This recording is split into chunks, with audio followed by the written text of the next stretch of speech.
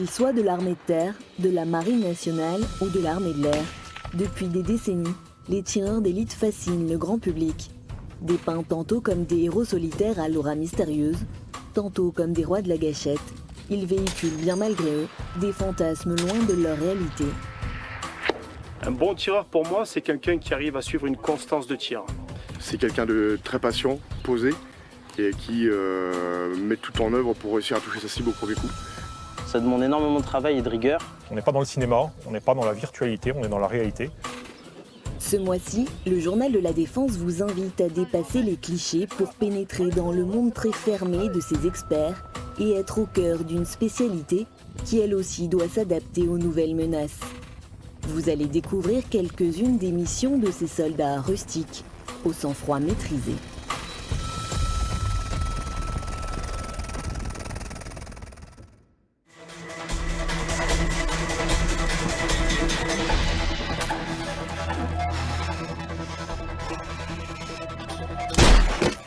Le 7e art a largement participé à la création du mythe du tireur d'élite en le décrivant souvent comme un quasi-surhomme.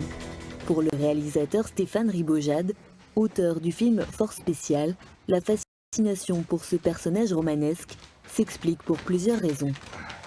Je pense que le cinéma aime l'idée qu'un personnage puisse être un guerrier à part entière tout en étant un peu isolé, ce qui est assez jubilatoire au cinéma, parce que du coup ça permet de porter plus d'attention sur le personnage, sur son ressenti, sur ses émotions.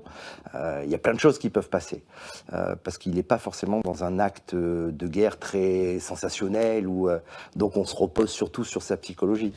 Ça a une symbolique, c'est le guerrier froid, insensible, qui vise que entre les deux yeux et qui doit faire mouche, et puis qu'une fois qu'il a terminé, il n'a aucun état d'âme. Non, c'est pas vrai, non. Et puis il ne faut pas croire non plus que le tireur d'élite, c'est juste, il est bête et méchant et qu'on lui donne un ordre et qu'il tire. Non, surtout au sein de ces petites unités, ils ont déjà, on attend d'eux d'avoir beaucoup de discernement et de pouvoir éventuellement engager ou non engager en fonction des situations. On est dans l'exagération. Il faut qu'il y ait du sensationnel, il faut qu'il y ait de l'action, il faut que ça soit visuel. Ouais, ça marche au cinéma, ouais. Mais dans la réalité, c'est un peu différent. Allez, faut y aller, messieurs. Nous allons rapidement nous en rendre compte sur le plateau du Larzac dans l'Aveyron. C'est ici qu'une fois par an, les tireurs d'élite de l'armée de terre s'affrontent lors d'un challenge national. Ça te va ? Si, je fais 3 mesures. Ils ne concourent pas seuls, mais en équipe comme ils ont l'habitude de travailler en opération. Pendant près d'une semaine, ce sont donc 13 groupes composés d'un chef d'équipe, d'un tireur et d'un observateur qui vont se confronter de jour comme de nuit à travers 22 épreuves. Le panneau bleu, visuel. Des épreuves qui sont à la fois tactiques, techniques, physiques et qui ne sont pas uniquement centrées sur le tir. Sur cet atelier, chaque équipe doit repérer 5 objets cachés dans la végétation. Une fois qu'ils prennent position, ils peuvent se mettre à genoux, mais interdiction de se déplacer sur leur zone d'installation. Donc il faut pouvoir durer dans la durée, il faut trouver la bonne position idéale. Parce que si on n'est pas à l'aise, ça va être compliqué de tenir au total 40 minutes. Là aussi, c'est une bonne analyse de leur environnement d'installation.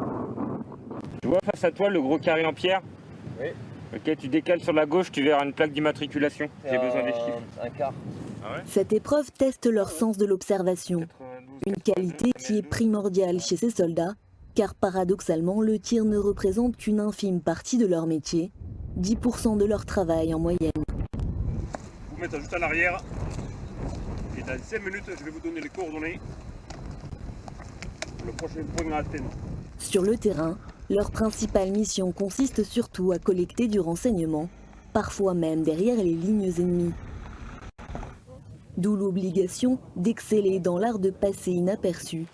Leur discrétion et leur patience vont d'ailleurs être évaluées dans un exercice d'approche.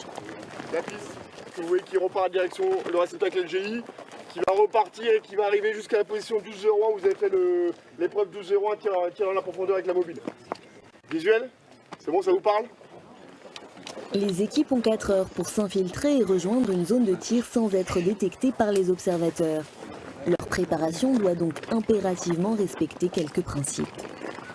Il y a disons qu'il y a des trucs à pas faire, comme se faire les yeux tout noirs, des trucs comme ça. Ils vont tous revêtir la célèbre tenue de camouflage ghillie qui permet de se fondre dans l'environnement.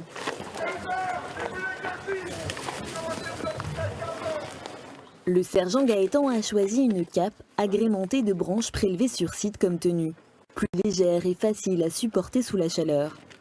Cet ancien tireur d'élite à la tête de l'équipe du 152e régiment d'infanterie de Colmar en est à son 4e challenge. Il sait donc à quelle difficulté s'attendre. En fait, il suffit d'un objet sur nous qui fait reflet et on peut se faire voir à des kilomètres. Après, il suffit d'un faux mouvement, de plier une branche au mauvais moment.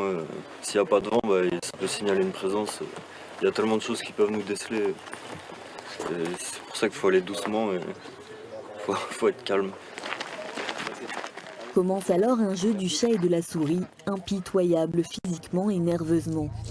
Chacun d'eux va devoir ramper et maintenir des positions de gainage parfois douloureuses.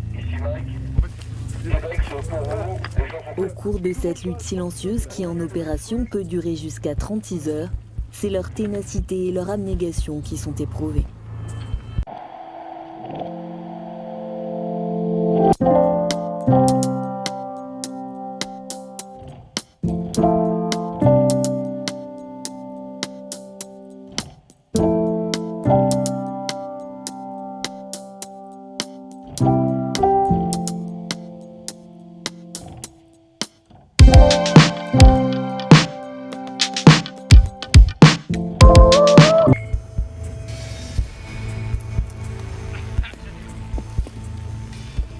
Allez l'équipe, debout. Debout l'équipe, on a fini, on rentre à la maison.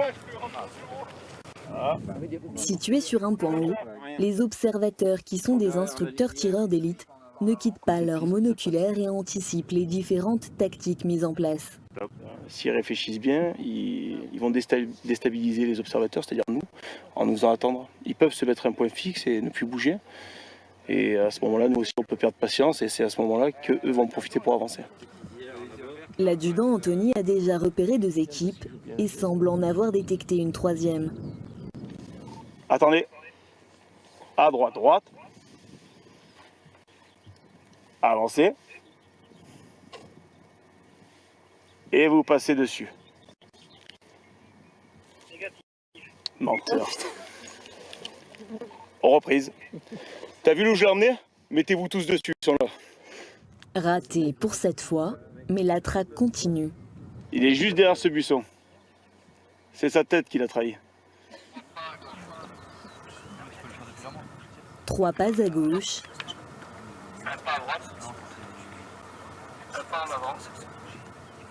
Quitte à écraser la cible, l'intuition de l'instructeur est bonne. Gaëtan et ses coéquipiers Anthony et Quentin sont démasqués à leur tour. Sans doute un peu trop tôt. Moi, je suis pas content. Ça n'a pas été assez loin. Ah, ça n'a pas été loin après. C'est compliqué à plusieurs équipes parce qu'on peut pas prendre les chemins qu'on veut parce qu'il y a une autre équipe. Donc on se gêne un peu tous entre nous. Puis il y a énormément de découvertes. Pour avancer, c'est vraiment horrible quoi. Tu manges le sol et. C'est le genre d'endroit où normalement on s'aventure pas trop. Quoi. Ouais, voilà. Ou alors de nuit. Et là, 2 jours comme ça, c'est du suicide. Malgré leurs efforts, aucune équipe n'atteindra le point de rendez-vous. Cette fois, les évaluateurs ont gagné la partie. Le soir même, tous sont attendus pour un tir de nuit. Les trinômes doivent détecter les cibles thermiques, puis les neutraliser. C'est un travail de coordination avec un pointeur laser qui va ramener le tireur, lui qui a un intensificateur de lumière au niveau de sa lunette, sur la cible. Et une fois qu'il a l'acquisition d'objectif, il va la traiter dans la foulée. De jour, ils peuvent tirer jusqu'à 1800 mètres. Mais dans l'obscurité, les capacités sont plus restreintes. Avec leurs fusils de précision PGM et à l'aide de fusées éclairantes, ils vont pouvoir cibler des objectifs entre 500 et 800 mètres.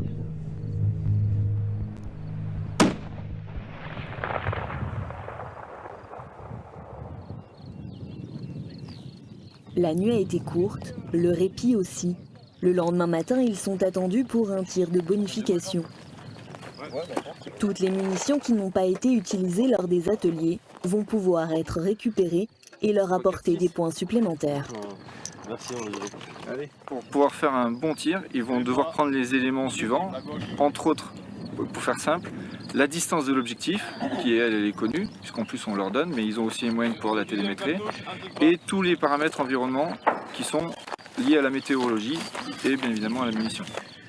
Dans les 5 premiers mètres depuis le bord, tu as une motte d'herbe en plein milieu du gravier. Ouais, vu la botte, ouais. On confirme là-dessus d'abord. Ok. Terminé, début du tir. On va mettre du bas. Ils ont 10 minutes pour effectuer leur tir à 400 mètres. 10 minutes de concentration où tout se joue à 1 millimètre, à un souffle. À chaque coup parti, une onde de choc percute la poitrine du tireur, mais se ressent bien au-delà par tous ceux qui sont à proximité. Derrière son fusil PGM de plus d'1,30 m, Anthony essaie d'emmagasiner les points sous le regard attentif des évaluateurs. Pour le jeune première classe sorti du stage tireur d'élite longue distance il y a seulement quelques mois, la compétition est l'occasion de se mesurer au meilleur. Ok, 12-7. 4, c'est ça. Allez, on part du 10. 1, 2, 3, 30. Ok? Oui. Ici, 1, 2, 3, 4. Oui. C'est un très bon résultat. Au vu, combien il y avait de cartouches de 12-7 vous aviez en tout? 19. Ils sont dedans. Voilà. Si à terre la prise en compte de l'environnement et de la météo est capitale, la règle n'est pas forcément la même en l'air. Sur la base aérienne 123 d'Orléans-Brissy, nous avons rendez-vous avec un tireur d'élite embarqué, spécialiste de l'appui-feu air-sol. Vous vous doutez bien que quand on est à la porte d'un hélicoptère, on n'a pas le temps de prendre la pression atmosphérique et la température et le vent, parce qu'il y a le vent relatif, donc on tire beaucoup moins loin, mais on ne se camoufle pas puisqu'on est à bord d'un hélicoptère, bien évidemment. En revanche, on applique aussi des tactiques que je ne détaillerai pas ici, en relation avec les pilotes. Pour ce type de tir vers le sol, ils utilisent un fusil HK417. Alors bien sûr, quand on l'utilise en vol, il est doté d'un récupérateur d'étui, puisque toutes les armes qui tirent en vol à bord d'une machine sont équipées d'un récupérateur d'étui pour éviter justement que les étuis ne passent dans la cabine ou dans les commandes. Avec ce type d'arme, doté d'une lunette bien évidemment, on peut tirer jusqu'à 600 mètres pendant cette configuration. En vol, on tire jusqu'à 250-300 mètres.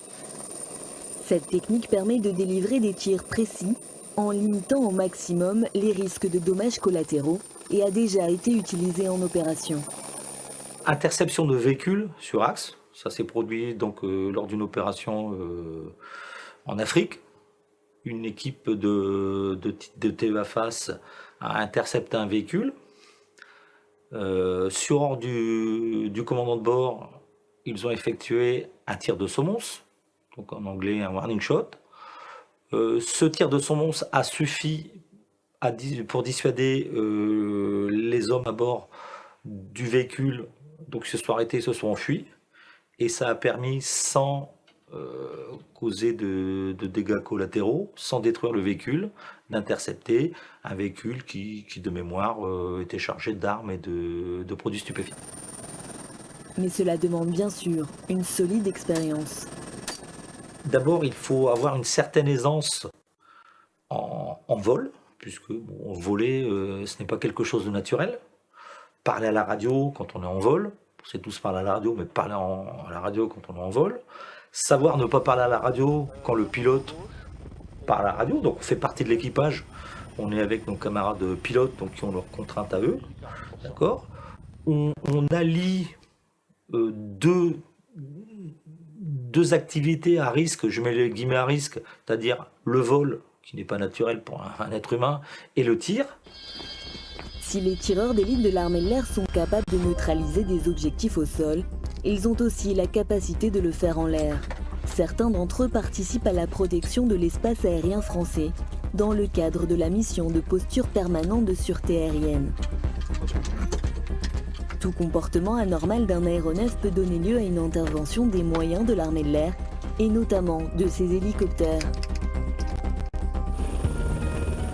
Lorsqu'ils sont déclenchés, le tireur d'élite et son chef d'équipe mènent la plupart du temps des missions d'assistance, Ils se servent d'abord d'une pancarte pour communiquer avec les aéronefs en difficulté. Mais ils sont capables d'aller au-delà sur ordre en cas de risque avéré. C'est ce que nous expliquent les membres de l'escadron de protection de la base aérienne 107 de Villacoublay. On peut monter en puissance, c'est-à-dire on peut utiliser une arme avec des tirs de semonce, donc c'est de la FLIR, des cartouches éclairantes, qui va permettre vraiment à l'aéronef en question de ne pas pouvoir nier qu'il nous a vus. C'est-à-dire qu'une fois que les cartouches sont parties, ça fait un grand trait lumineux, il est obligé de nous avoir vus. Ensuite, si l'individu est vraiment malveillant, qui refuse d'obtempérer, on va pouvoir utiliser la force létale. Mais dans toute l'histoire de l'armée de l'air, aucun tireur d'élite n'a jamais eu à ouvrir le feu. Le fait de voir un hélicoptère militaire avec des tireurs qui ouvrent la porte, rien que pour mettre un message d'avertissement, c'est suffisant pour dissuader la totalité des aéronefs, même s'ils étaient malveillants. En 2018, 61 décollages d'hélicoptères sur alerte ont eu lieu dans le cadre de la sûreté aérienne. Être toujours prêt à intervenir est donc un impératif.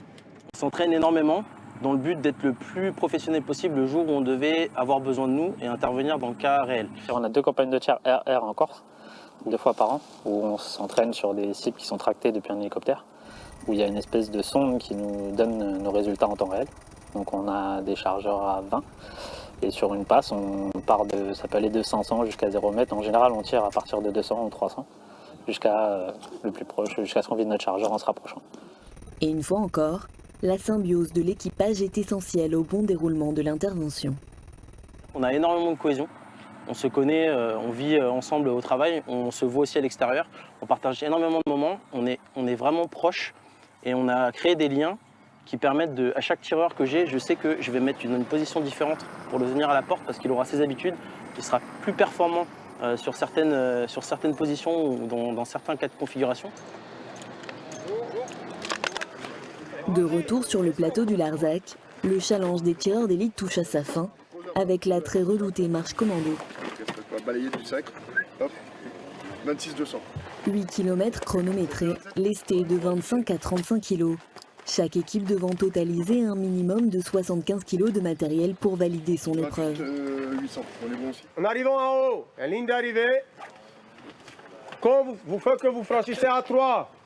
Pour Gaëtan, Quentin et Anthony, c'est la dernière ligne droite. On a dû dormir 4-5 heures. Ah, c'est de l'autre côté? Ah, pardon. Cette course, tous vont la terminer au mental. Avaler les kilomètres et les dénivelés sans réfléchir, mais en restant.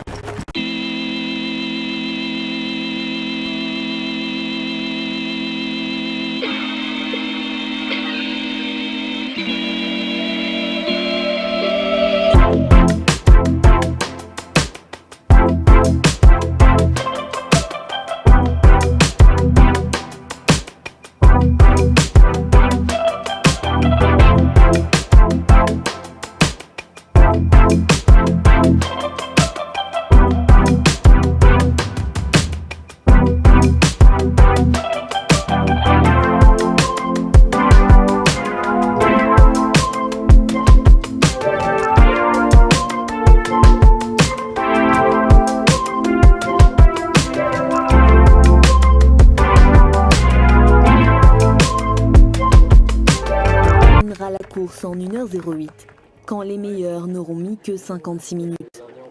Allez, c'est bien les gars, allez. Merci, on est premiers, Les sacs sont repesés afin de vérifier qu'aucune équipe n'ait eu envie de se délester en cours de route. Soit des premiers du début, soit des premiers de la fin, faut choisir. Vous l'avez fait, c'est le principal. De toute façon, dans les histoires, on se souvient du début et de la fin. Voilà. Même s'ils le pensent, ils ne le sont pas. Le principal, c'est de le finir. L'année dernière, il y avait 36 kilos, c'est pas mal.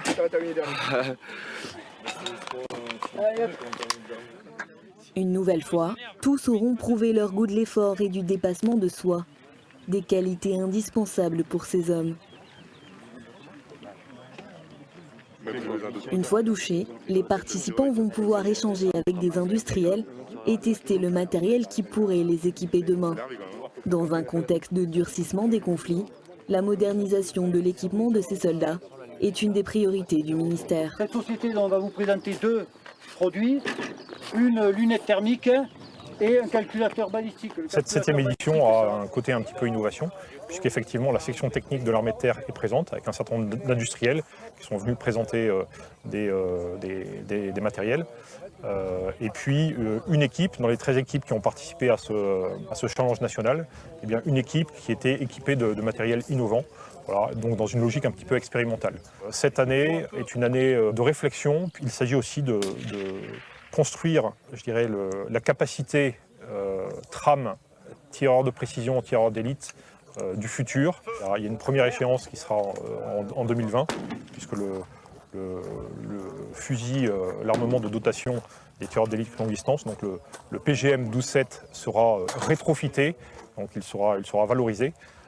Donc c'est une échéance importante, voilà, qui permettra justement de ce que je disais tout à l'heure, hein, de conserver la supériorité à la fois technologique et puis doctrinale sur nos adversaires.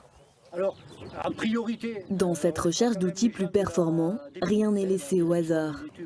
On se pose beaucoup de questions sur les calibres, l'amélioration de notre armement. Donc on fait venir certains industriels, ils nous présentent leur matériel, ils présentent également le matériel aux forces, puisque c'est quand même les forces, c'est nos opérationnels qui vont l'utiliser.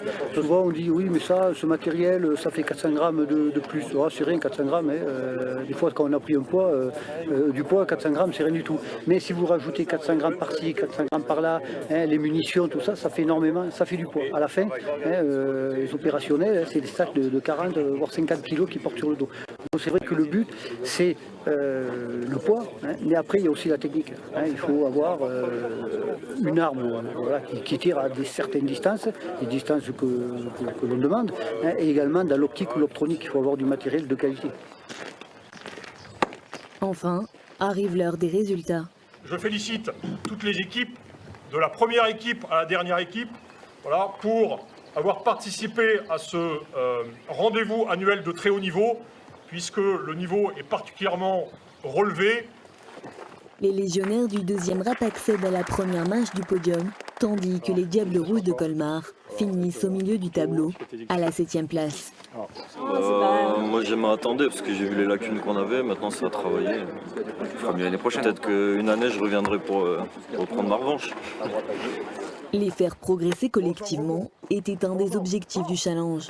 Mission réussie, chacun d'eux va repartir avec des conseils pour être le plus performant possible. Aujourd'hui, une règle demeure. La différence sans doute entre un métier fantasmé et la réalité du terrain, que ce soit sur terre, dans les airs ou sur l'eau, en France ou sur les théâtres d'opération, dans l'armée conventionnelle ou chez les forces spéciales, pour ces experts, le tir est toujours le dernier recours.